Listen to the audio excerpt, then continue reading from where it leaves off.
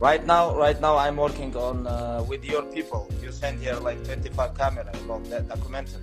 Oh, all right. We doing this shit or what are we doing? We doing it? Yeah, I'm working on this like last 5 days. Like it's very busy, you know. Even now, these people waiting for me. So you're in? Yes, I'm in. Ah, I like it. So there you go. You heard it here first, ladies and gentlemen. We're doing a documentary on on Khabib. Yeah, I think this year is gonna be very busy, and next year, like around about summer, it's gonna be like one of the best documentary. I agree. I agree with you. How's everything's everything? good, man. What time is it there? Right now is 12:31 p.m. 12:31 in the afternoon. Yeah. It's fucking 2:30 in the morning here. I know. I know. Good to see you, buddy.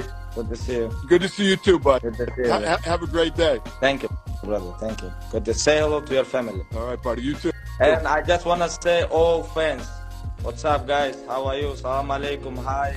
Everything. The man, the myth, the legend. We got him. Thank you, brother. All right, buddy. See you, good night.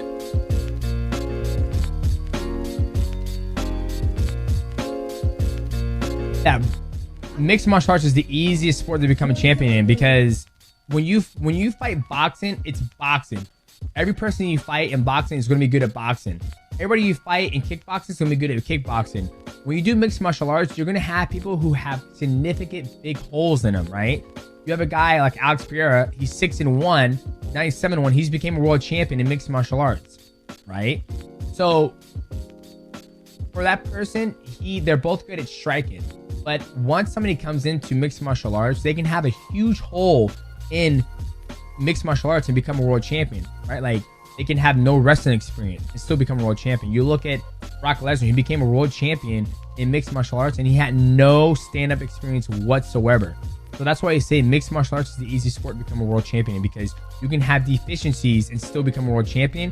In boxing, kickboxing, you can't have any deficiencies. You have to be a good boxer in order to become a world champion. You just have to.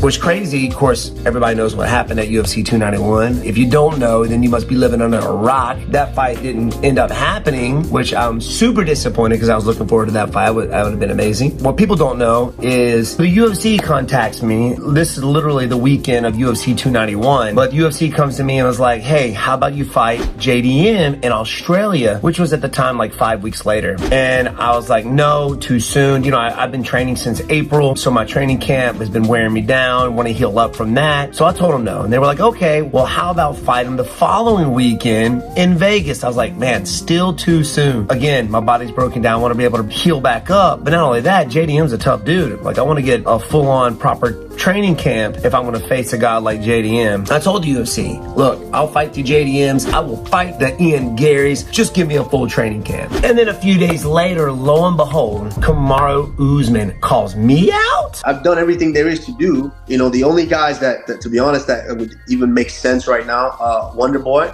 So I think Wonder Boy, I would definitely consider that. Let's freaking go. I mean, I was willing to fight the JDMs, the Ian Garys, the Shovkats, but then you got the guy, the #1 contender, the former UFC champ, one of the greatest fighters, called me out. And this was a guy I thought I would face one day and never did. And I think he was thinking the same thing. And I was just like, let's make this fight happen. Are you kidding me? You know, I've been fighting backwards since Tyron Woodley, apart from Gilbert Burns, to be honest with you. You know, I've been fighting back. I've been fighting those 13s, you know, the Jeff Neals, the Vicente Luques, the Bilal Muhammads, and, you know, try to get that fight with Michelle Pajeda, who I think was 15 or 13, I don't remember. But giving these guys a shot. I want to show the UFC, and not just the UFC, but the fans that, you know, I'm not a gatekeeper. I am not a gatekeeper. I got a small window to kind of do what I want to do with the fight game. I'm 40 years old, and when I see a chance to go for another title shot before it's over, when Kamaru Usman calls me out, I'm like, dude, no brainer. No brainer. I mean, yes, Gilbert Burns beat me. Yes, Bilal Belal Muhammad beat me, but I never faced a guy that beat me the way that they beat me before. So I learned a lot from those 2 fights and been working on it ever since. And this is my opportunity to show the UFC and the fans and fighters out there that I got what it takes to go for that title again. That I got what it takes to face those guys in the top 5, in the top 3, the #1 contender, that I can fight for the title again. And it's just an opportunity to face a guy that I've been wanting to fight for a while now. Obviously, Leon Edwards. When I beat Kamaru Usman, that's my plan. That's who I want. Let me know what you guys think about that and what my whole mindset is. I just wanted to give you my mindset of what I was thinking about. And the Ian Garys, those guys will always be there as well. But when I see a shot at the title again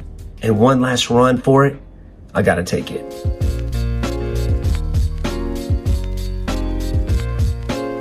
Would you consider yourself as one of, if not the best boxer in the UFC? There's a clip. There's a clip go around, and that should answer it, bro. I'm the best boxer in the UFC, baby. Ain't no question, ain't no doubt. We can do it. Right on UFC, just run a best boxing tournament. That'd be great.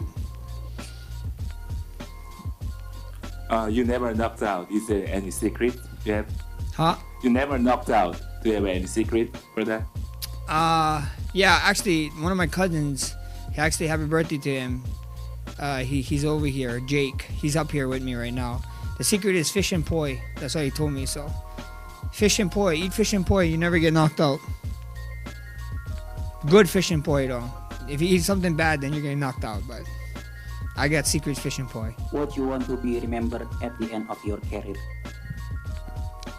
A legend, man. A legend. Like how TKZ is remembered.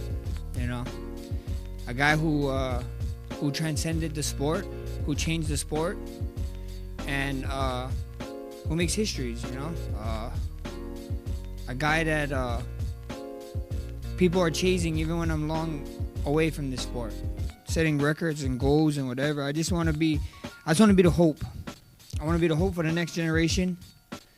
For people who's inspired to do whatever they want to do, not only in this sport. If you want to be great, I want guys to be like, man, this guy inspired me to do something great. Even if it's not fighting, it's something else. That's it. You know, we only as good as a person if we leave this world better than when we was here. So if I could change people's lives, that'd be the number.